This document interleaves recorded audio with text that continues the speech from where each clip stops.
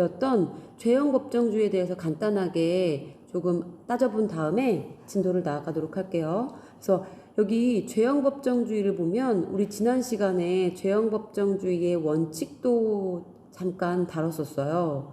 이 죄형 법정주의 먼저 한번 알아보자. 지금 화면을 보니까 형법의 최고 원리라고 나와 있죠.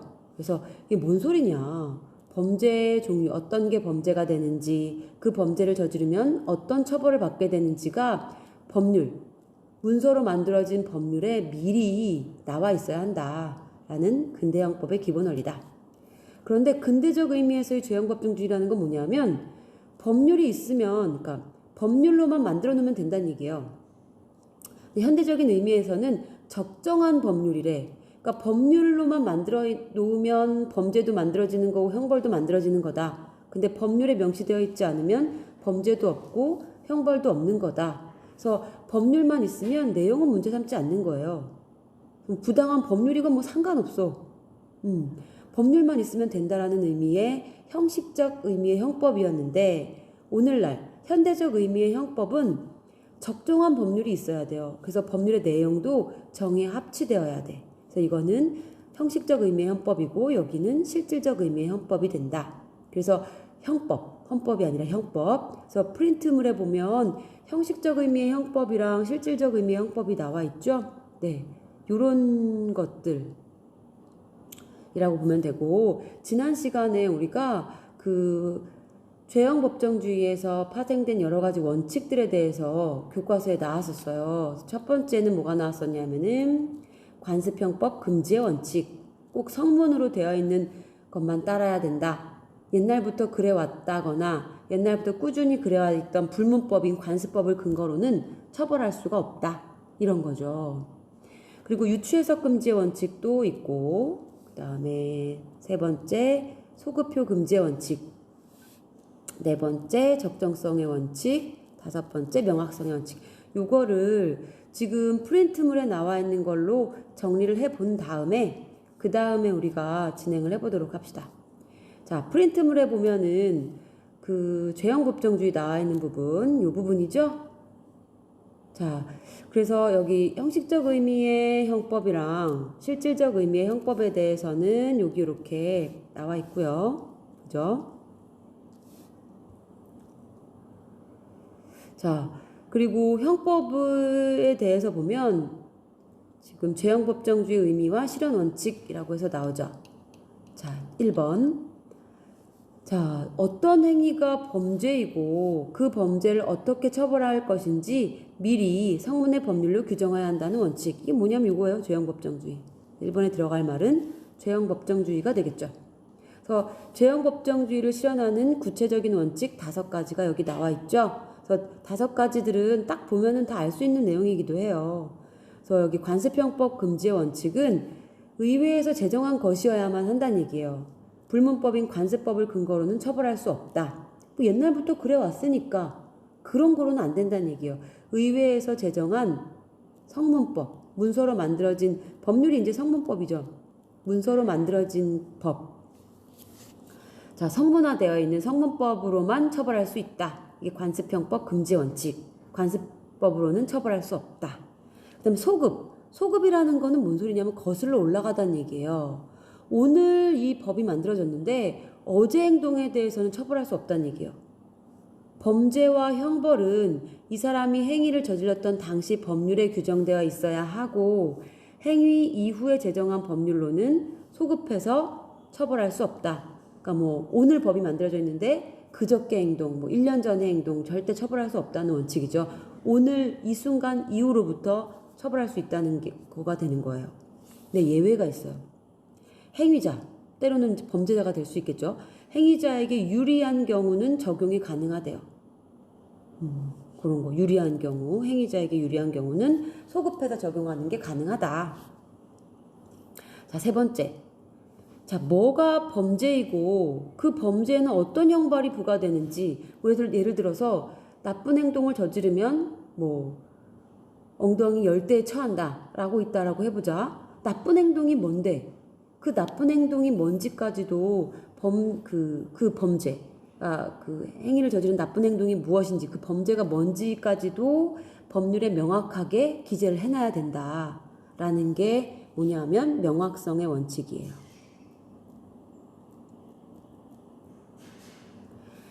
자, 그 다음에 4번. 범죄 행위가 형법에 명확히 규정되어 있지 않은 때에 유사한 규정을 적용해서는 안 된다는 원칙이다. 이거 추후에도 선생님이 예를 들겠지만, 예를 지금 먼저 들까요? 자, 어디냐면은, 이런 경우가 있어요. 파일에서, 우리 아까 했던 부분으로 다시 가면, 여기에 이제 뭐가 나오냐면, 이런 내용이 나와요.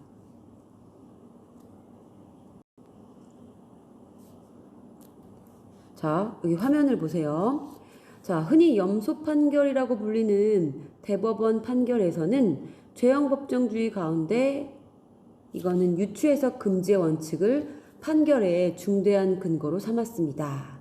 자, 판결 당시에 축산물 가공 처리법과 그 시행령 등에 따르면 잘 봐봐. 어떤 동물이 나열됐는지 보세요. 소, 말, 양, 돼지, 닭, 오리, 거위, 칠면조, 메추리, 꿩, 개, 사슴, 비둘기를 수축이라고 정해놓는데 가축. 자, 이 가축들, 이 수축을 도살하거나 해체할 때는 작업장에 설치 허가를 받도록 했대. 근데 이제 어떤 사람이 염소를 도살한 거예요. 자, 여기 염소 나와 있어요? 양하고 비슷하긴 한데 염소가 나와 있진 않죠. 자, 이제 무슨 얘기가 벌어지냐면은 어떤 사람이 허가를 받지 않고 염소를 도살한 거예요. 그랬을 때 검찰이 축산물 가공처리법 위반이라고 공소를 제기를 했고, 재판부는 비록 염소가, 이제 재판부는 뭐라고 얘기했냐면 염소가 양이랑, 여기 나와 있는 양이랑 비슷하긴 하다. 하지만 양의 개념 속에 염소가 당연히 포함되는 것도 아니다. 그래서 이 사람의 벌칙으로 형벌이 부과되는 것은 말이 안 된다라고 해석을 한 거예요. 자, 계속 봐봐. 자, 즉 염소가 양과 비슷하다고 해서 양에 관한 형법을 적용할 수 있는 것으로 해석하는 것은 죄형 법정주의의 유추해석 금지의 원칙에 어긋난다. 이거는 염소가 양이랑 비슷하니까 얘를 갖다가 잡을 때도 신고를 했었어야 한다라고 하는 것은 유추한 거다. 양하고 비슷하다고 유추해서 그렇게까지 적용하는 건 안 된다라고 얘기를 했다는 얘기죠. 이게 바로 유추해석 금지의 원칙이에요. 유추해서 해석하면 안 된다는 얘기야. 그런데 이제 이것도 마찬가지로 그 행위자에게 유리한 경우는 유추해석도 가능해요. 자, 이거 무슨 얘기인지 알겠죠? 여기에 나열되지 않았는데 염소를 도살을 한 거야. 그런 경우에 어떻게 되느냐, 그거에 대한 얘기였어요. 다시 아까 우리 프린트물로 한번 넘어가 봅시다. 자, 우리 프린트물 학습지 다시 한번 가면, 네. 자, 그래서 여기 보면 4번에는 유추해석 금지의 원칙이 되는 거예요. 4번에 유추해석 금지.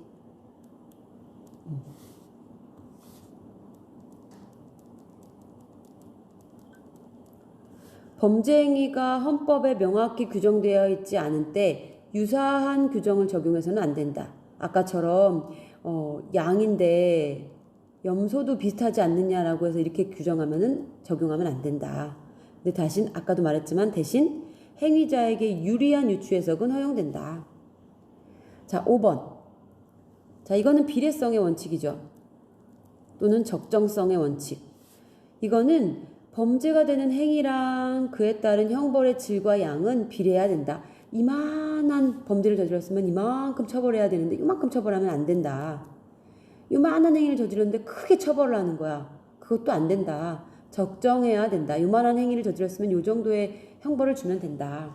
그래서 적정성의 원칙 또는 과잉 금지의 원칙, 지나치는 거게 하지 말아라 라는 원칙이라고도 한다. 자, 그 다음에 오늘날의 죄형 법정주의. 범죄와 형벌을 당연히 법률로 규정해야겠죠. 내용도 정의로해야겠죠. 실질적 법치주의를 따르고 있다, 오늘날에는.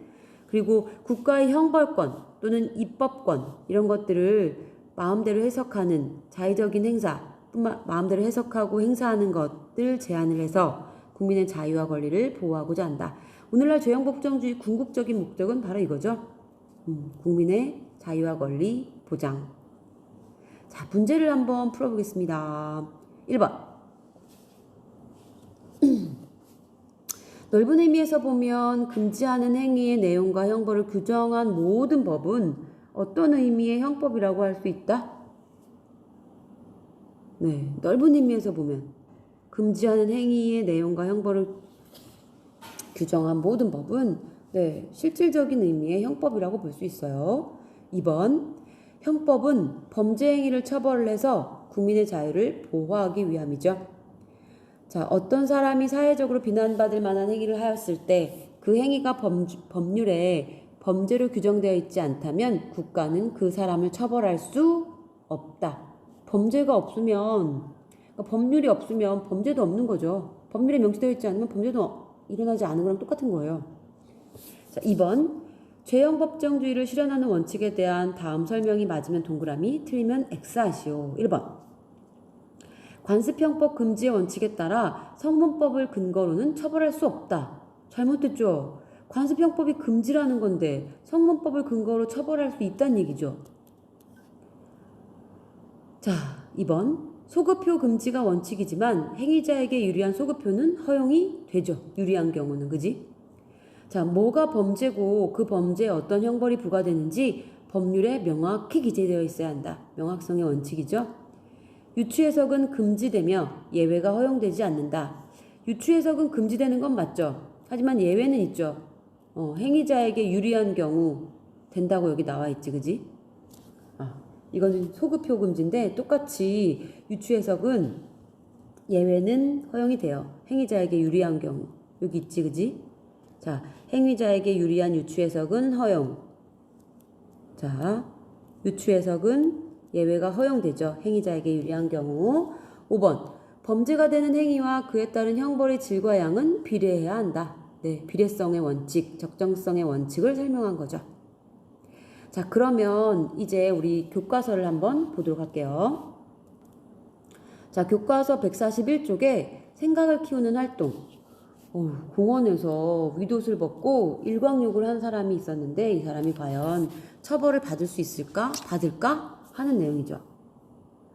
자, 안노출 씨는 아파트 앞 공원에서 윗옷을 벗고 일광욕을 하려다가 과다 노출 행위를 하였다는 이유로 범칙금을 부과받았다.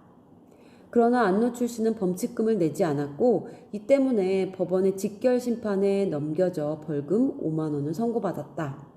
자, 우리나라 경범죄 처벌법 제3조 제1항 제33호에는 여러 사람의 눈에 띄는 곳에서 공공연하게 알몸을 지나치게 내놓거나 가려야 할 곳을 내놓아 다른 사람에게 부끄러운 느낌이나 불쾌감을 준 사람을 벌금 등의 형으로 처벌하도록 규정하고 있다.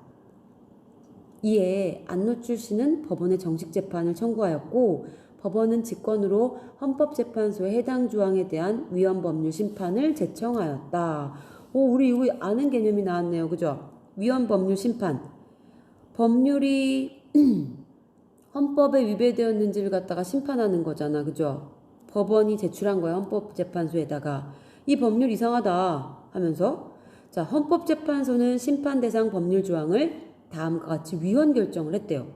그러니까 법률이 잘못됐다라고 손을 들어준 거야. 그럼 이 사람은 어때요? 처벌받지 않겠지. 자, 어떤 내용이냐. 자, 심판 대상 조항 중 부끄러운 느낌이나 불쾌감은 사람마다 달리 평가할 수밖에 없는 주관적이고 정서적인 부분이죠. 어떤 사람은 똑같은 경우에도 부끄러운 느낌을 가질 수도 있고 어떤 사람은 안 가질 수도 있고 또 노출되었을 때 부끄러운 느낌이나 불쾌감을 주는 신체 부위 역시 사람마다 다르죠. 그래서 지나치게랑 가려야 할 것의 의미를 쉽게 정할 수가 없다는 얘기예요. 가려야 할 곳이 어딘데? 어디? 어떤 사람은 뭐 이빨일 수도 있고 어떤 사람은 뭐 콧구멍일 수도 있고 그죠? 그러니까 가려야 할 곳의 의미를 어딘지 모르겠다. 정확하게 명시되어 있지 않다. 또한 노출이 허용되지 않는 신체 부위를 분명하게 규정해서 법조항을 명확하게 하는 것도 어렵지 않습니다. 알몸이나 가려야 할 곳을 과다하게 노출한 사람을 처벌하도록 한 경범죄 처벌법 조항은 재판관 7인이 위헌 결정을 했대요. 재판관 몇 명인데? 헌법재판소 재판관 몇 명이에요? 그쵸? 9명이죠? 9명 중에서 7인의 의견으로 위헌 결정한다. 이렇게 나왔죠? 네, 좀 명확하게 해줄 필요가 있었어요. 그죠? 그래서 1번. 헌법재판소에서 위헌 결정을 받게 될 근거를 위에 헌법재판소 결정 내용에서 찾아보자. 네, 여기도 나와 있지만 부끄러운 느낌이나 불쾌감, 지나치게 가려야 할 곳의 의미를 쉽게 확정할 수가 없다. 그래서 위헌 결정을 받은 거다. 이 결정은 죄형법정주의의 명확성의 원칙에 근거한 것이다. 라고 나왔죠. 2번. 자, 법 규범에 명확성의 원칙을 적용하는 이유가 뭘까? 왜 명확해야 될까? 네. 네, 여기도 첫 번째 줄에 딱 나왔죠. 법 집행자의 자의적인 해석 및 적용을 방지하기 위해서. 법 집행하는 사람들이 마음대로 해석하고 적용하면 안 되잖아. 그죠? 그러면 국민의 인권이 제대로 보장될 수 없기 때문이죠. 네, 이렇게 적어보면 되겠죠. 필요한 사람은 좀 멈추고 적는 것도 괜찮죠. 네. 자, 그래서 그 부분에 대해서 우리가 알아봤고 OX 문제가 나왔어요. 자, 풀어볼까요?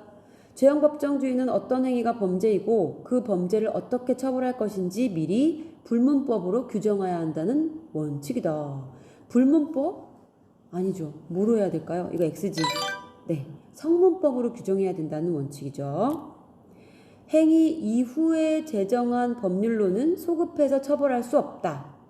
네, 행위 이후에 제정한 법률로는 소급해서 처벌할 수 없죠. 원칙은. 그죠? 하지만 행위자에게 유리한 경우에 한해서는 소급해서 처벌하기도 하죠. 하지만 원칙상으로는 소급 금지 원칙이죠. 법률 소급 금지 원칙. 자, 죄형법정주의를 실현하는 원칙 중 명확성의 원칙은 적정성의 원칙이라고도 한다. 네, 명확성의 원칙은 적정성의 원칙이다. 적정성의 원칙은 비례성의 원칙이죠. 명확성의 원칙은 그냥 명확성의 원칙이죠. X. 그죠? 자, 그래서 우리가 이렇게 해서 알아봤고, 그 다음에는 범죄와 형벌로 넘어가 볼 거예요. 범죄와 형벌.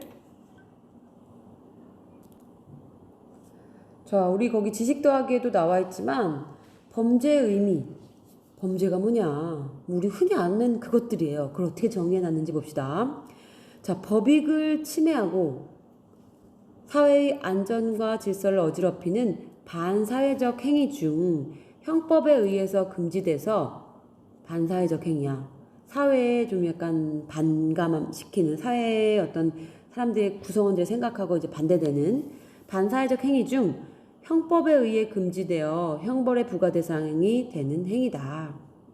그래서 공권력을 동원해서라도 금지해야겠다고 법률로 정한 행동이다. 자, 여기 나왔어요. 실수로 타인의 물건을 깨뜨린 것은 범죄일까? 형법은 고의, 일부러 한 모든 행위를 처벌하지만 과실은 예외적으로 처벌하고 그 형도 고의범보다 가볍다. 그래서 사람들이 계속 맨날 얘기하는 게 막 우발적이다, 계획적이다 이걸 갖다 물으면서 난 우발적으로 했다 이런 말 많이 하죠. 이제 형이 좀 가벼우니까 그런 거야.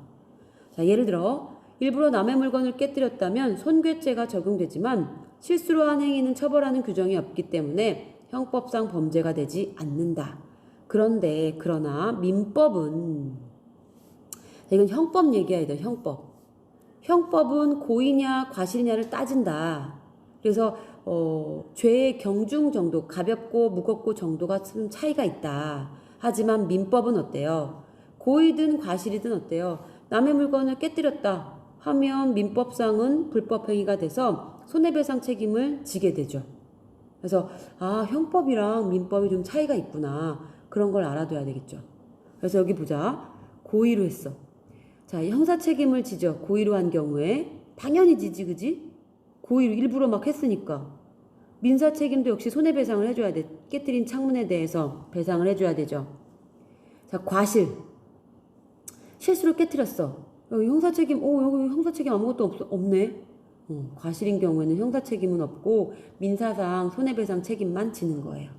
그래서 고의냐 과실이냐가 이렇게 차이가 있기 때문에 사람들이 뻔뻔하게 범죄를 저지르고도 맨날 그렇게 말을 하는 거죠. 아, 이건 뭐 우발적인 실수다. 좀 문제가 있죠. 어떤 면에서는. 자, 어쨌든 이런 행동을 꼭 알아두고, 자, 그러면 어떨 때 범죄가 성립이 되는 건지 알아볼 필요가 있어요. 자, 범죄의 성립 요건이 여기 딱 나와 있지. 우리 교과서에 보면은 그 왼쪽 편에도 이게 나와 있을 거예요. 교과서 그럼 같이 한번 볼까요? 네, 교과서 봤더니 교과서 144쪽에 나와 있네. 그죠? 유기 부분. 확대 좀 하고. 자, 범죄의 3단계 성립 요건에서 여기 나와 있죠? 요 부분이에요. 구성 요건에 해당하는 행위입니까? 그럼 구성 요건이 우리가 뭔지 알아야 되잖아. 그지? 네, 예인지 아닌지에 따라서 아니요 하면은 구성 요건에 해당하지 않으면 범죄가 성립되지 않는 거고, 위법한 행위, 예라고 하면 여기로 내려오는 거죠. 위법한 행위입니까? 그래서 예하면 또 내려오고, 책임이 있습니까? 해서 예하면 내려오고. 보통 10세 미만인 경우에 이제 우리 선생님 저번에 초등학생의 경우에는 보통 책임이 없다라고 본다 하면서 어린 연령대의 아이들을 갖다 예로 든다라고 했는데, 이게 명확하게 책임이 있다 없다를 갖다가 형법에 명확하게 명시해 두고 있지는 않지만 보통 이제 10세 미만인 경우를 보통 책임성이 없다라고 봐요. 그래서 여기 보면 책임이 있습니까? 라고 하면은, 그러니까 보통 이제 뭐 중학생, 고등학생은 거의 다 책임이 있다라고 보는 거죠. 책임이 있습니까? 해서 예 하면은 범죄가 성립되는 거예요. 아니요 하면 범죄가 불성립하는 거고. 자, 구성요건 해당성이 뭐냐? 여기 지금 구성요건에 해당하는가 했었던 그게 뭐냐 하면은 구성요건과 형벌이 모두 법률로 정해진 범죄일 경우 범죄에 해당이 된다 라고 했을 때 위법성을 따지는 거예요. 자, 위법성을 따져서 위법한 행위인가 만족시키는